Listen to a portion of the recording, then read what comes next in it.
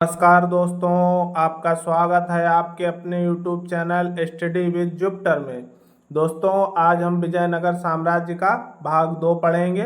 पिछले वीडियो में हमने विजयनगर साम्राज्य का भाग 1 पढ़ा था तथा आज भाग 2 में हम तुलुप वंश तथा अराविडु वंश को पढ़ेंगे तथा विजयनगर साम्राज्य का ये आखिरी वीडियो होगा और इसी में हम विजयनगर साम्राज्यकालीन प्रशासन व्यवस्था तथा महत्वपूर्ण तथ्यों को भी देखेंगे। चलिए वीडियो की शुरुआत करते हैं। विजयनगर और बहमनी साम्राज्य का उदय पढ़ रहे थे हम, इसमें विजयनगर साम्राज्य पढ़ रहे थे। विजयनगर साम्राज्य की स्थापना हरिहर और बुक्का नामक 2 भाइयों ने की थी, ये पिछले वीडियो में भी हमने पढ़ा था। इसके बाद विजयनगर का पूर्व का नाम हस्तिनावती या हम्पी था।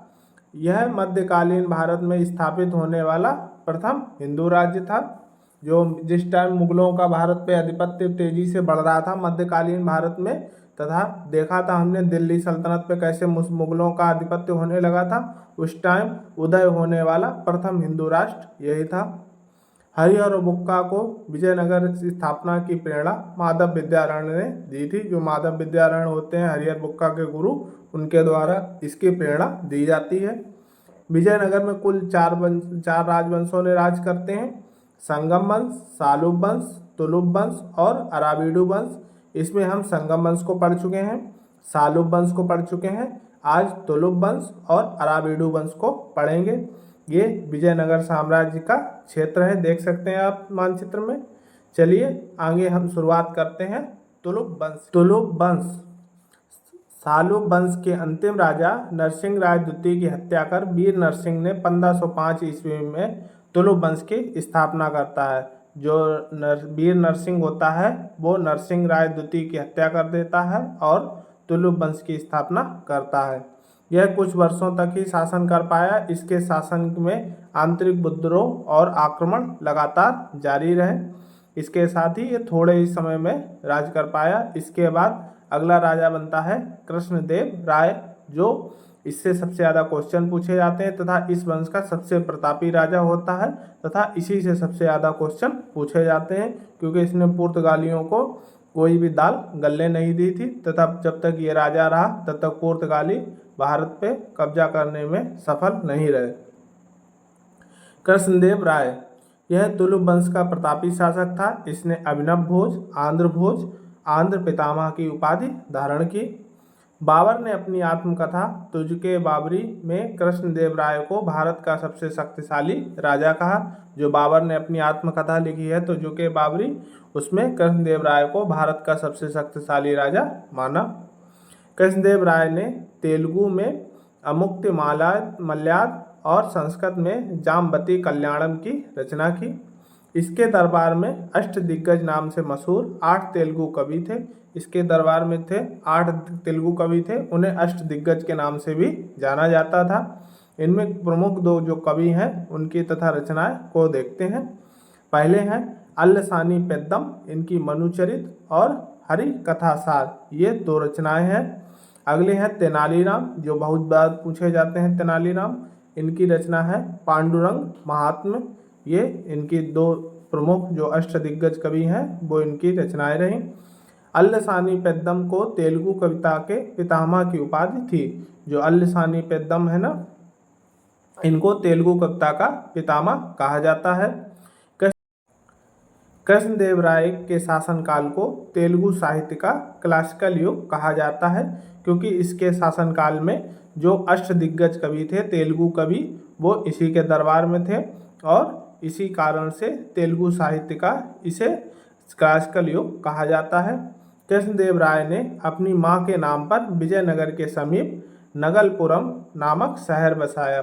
जो नगलपुरम नाम से एक शहर अपनी मां के नाम पे ये कृष्णदेव राय बसवाता है विजयनगर के समीप। चलिए आगे और देखते हैं कृष्णदेव राय के बारे में। कृष्णदेव राय के समय पुर्तगाली यात्री डोमिंगोस पायस और बारबोसा विजयनगर आए थे। ये 2 जो पुर्तगाली यात्री थे वो विजयनगर में आते हैं। इसके समय में पुर्तगाली भारत आ चुके थे। 1509 में पुर्तगाली अल्फांसो अपुवर्ग ने बीजापुर से गोवा ले लिया था, लेकिन कृष्णदेव राय ने इसे पुनः ले लिया और कृष्णदेव राय की मृत्यु के बाद ही 1530 में पुर्तगालियों ने गोवा पर अधिकार कर पाया। जो पुर्तगालियों के अंडर में गोवा भारत की स्वतंत्रता के बाद में भी रहा था, उसके बाद इसे आज़ाद किया गया।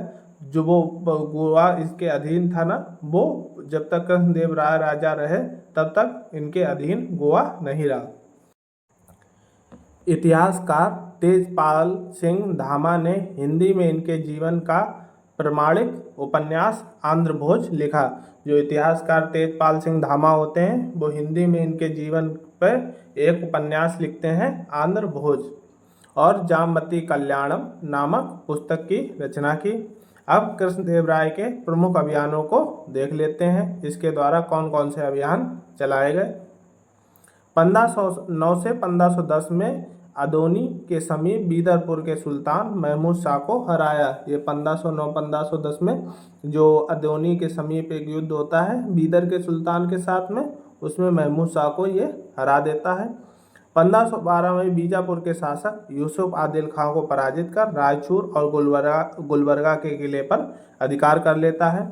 उसके बाद 1513 से 1518 ईस्वी के मध्य उड़ीसा के गजपत शासक प्रताप रुद्रदेव को 4 बार युद्ध में हराया।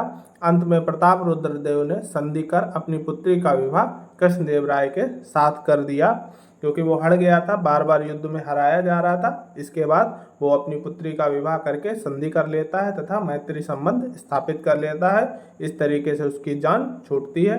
लगभग 1520 ईस्वी के आते आते लगभग कृष्णदेव राय ने समस्त क्षेत्रों पर विजय प्राप्त कर ली थी तथा अपना सुव्यवस्थित शासन चलाने लगे थे।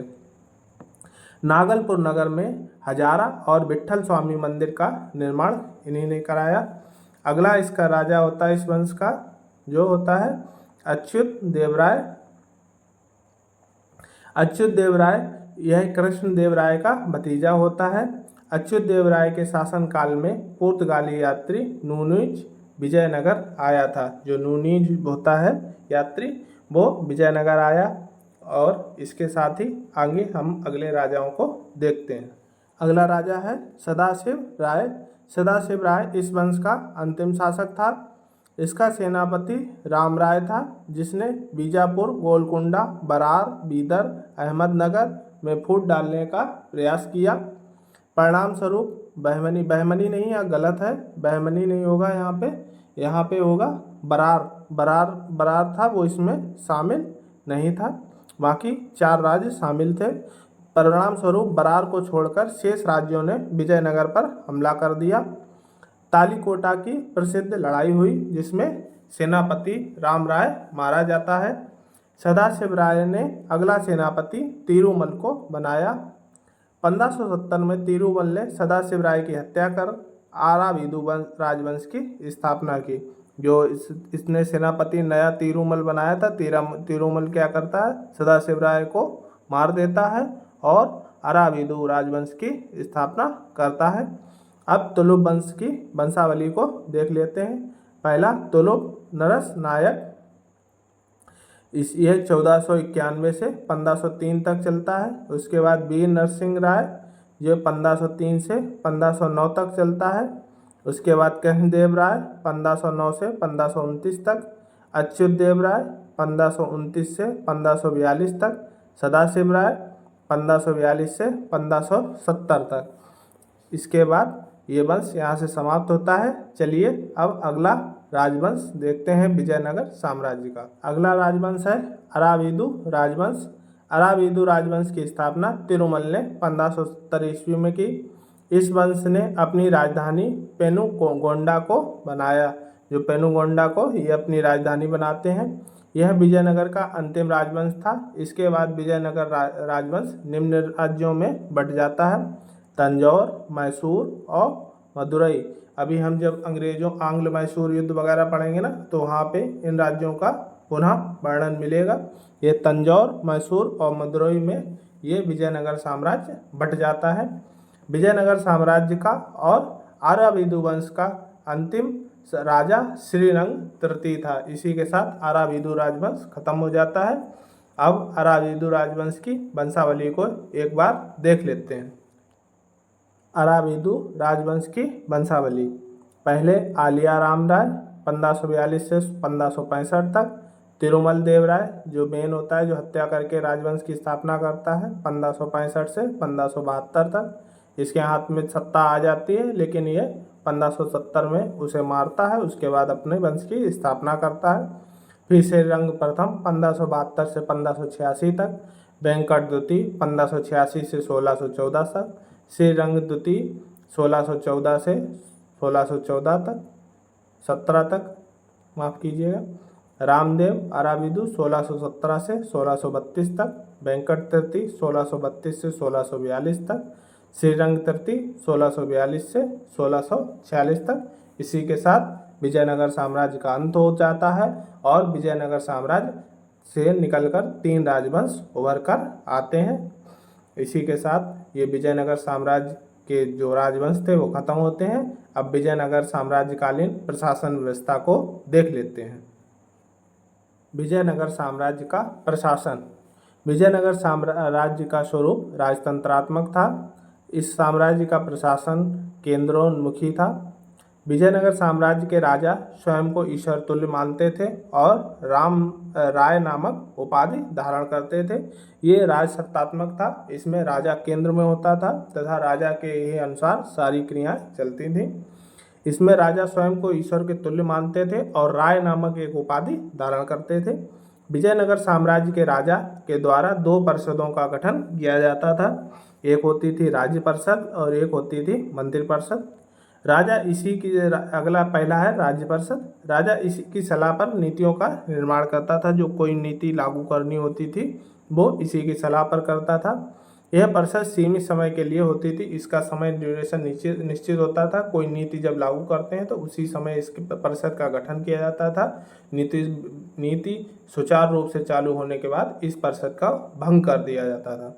राज्य परिषद का स्वरूप व्यापक होता था। इसमें बहुत सारे लोग होते थे। इसका स्वरूप व्यापक होता था। अगला देखते हैं मंत्री परिषद को। अगला है मंत्री परिषद। इसमें कुल 20 सदस्य होते थे। इसमें अनुभवी और विशेषज्ञ लोगों को रखा जाता था। जो 60 से 70 साल के बुजुर्ग लोग होते थे ना, बहुत एक्सपीरियंस होल्डर लोग होते थे। अनुभवी तथा विशेषज्ञ लोगों को ही ज़्यादातर रखा जाता था और जो थोड़े कम उम्र के भी होते थे लेकिन बहुत ज़्यादा अनुभवी या विशेषज्ञ होते थे उन लोगों को भी इसमें शामिल किया जाता था। इसका स्वरूप सीमित होता था।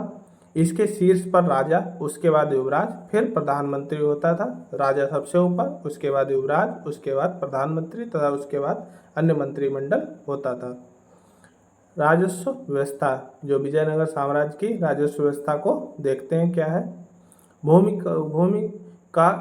कर राजस्व का प्रमुख स्रोत थी, जिसे शिष्ट कहते थे। जो भूमि के द्वारा कर प्राप्त होता था उसे शिष्ट कहा जाता था। यह सामान्यतः 1/3 से 1/4 के बीच में होता था।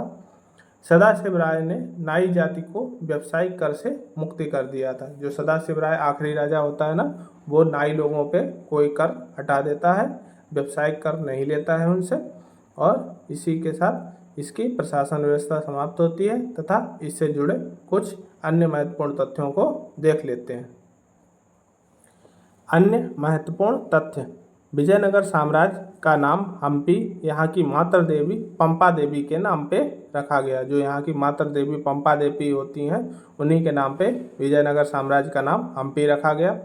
धार्मिक मान्यताओं के अनुसार मातृ देवी पंपा देवी ने विरूपाक्ष शिव से विवाह करने हेतु यहाँ पे पहाड़ियों पर बहुत सारा तप किया था। जो विरूपाक्ष शिव के रूप, जो स्वरूप माने जाते हैं, शिव के अवतार माने जाते हैं विरूपाक्ष, उनसे विवाह करने के लिए मातृ देवी पंपा देवी ने बहुत पहाड़ियों पर बहुत समय तक तपस्या की थी। व्यापारियों को, स्थानीय समूह को, जिन्हें कुदुरई चट्टी तथा घोड़ों का व्यापारी कहा जाता था। विजयनगर मसालों, वस्त्रों तथा रत्नों के लिए प्रसिद्ध था तथा इसका व्यापार बहुत इस पे चरम पे था। हम्पी, जो हम्पी शहर है ना, वो तुंगभद्रा नदी के तट पर स्थित था। 1976 में हम्पी को राष्ट्रीय महत्व स्थल के रूप में मान्यता मिली और 1986 में यूनेस्को ने इसे विश्व विरासत सूची में शामिल किया। ये बहुत इंपॉर्टेंट क्वेश्चन है, इसे बहुत याद रखिएगा। राष्ट्रीय सूची में कब, महत्व सूची में कब लागू किया गया इसे? 1976 में तथा 1986 में, ठीक 10 वर्ष बाद इसे यूनेस्को में शामिल कर लिया गया। Niccolo de Conti, Abdul Razzaq, Afanasy Nikitin, Duarte Barbosa, Domingo Paes और फर्नांडो नूनीज आदि विदेशी यात्री विजयनगर की यात्रा पर आए थे। ये जितने यात्री हैं ना, ये सब विजयनगर आए थे। अगर आपको इनके बारे में ज़्यादा विस्तृत जानकारी चाहिए तो आप प्लेलिस्ट में जाके यात्रियों के वृत्तांत में इस वीडियो को देख सकते हैं। वहाँ पे इनके बारे में जो भारत आए हुए विदेशी यात्री हैं उनका विवरण मिलेगा। विजयनगर पर रॉबर्ट सीवेन ने द फॉरगॉटन एम्पायर नामक पुस्तक लिखी। जो विजयनगर साम्राज्य के ऊपर रॉबर्ट सीवेन ने द फॉरगॉटन एम्पायर नामक एक पुस्तक लिखी है। यात्री अब्दुल रज्जाक ने विजयनगर की किलेबंदी से बहुत प्रभावित हुआ और दुर्गों की 7 पंक्तियों का उल्लेख किया। जो अब्दुल रज्जाक होता है ना, ये किलेबंदी जो होती है विजयनगर की, उससे प्रभावित होता है और दुर्गों की 7 पंक्तियों का उल्लेख करता है। इसी के साथ विजयनगर साम्राज्य समाप्त होता है और अगले वीडियो में हम बहमनी साम्राज्य को देखेंगे। आज के लिए इतना ही, धन्यवाद। वीडियो अच्छा लगा हो तो लाइक करें, सब्सक्राइब करें तथा शेयर करिए। धन्यवाद।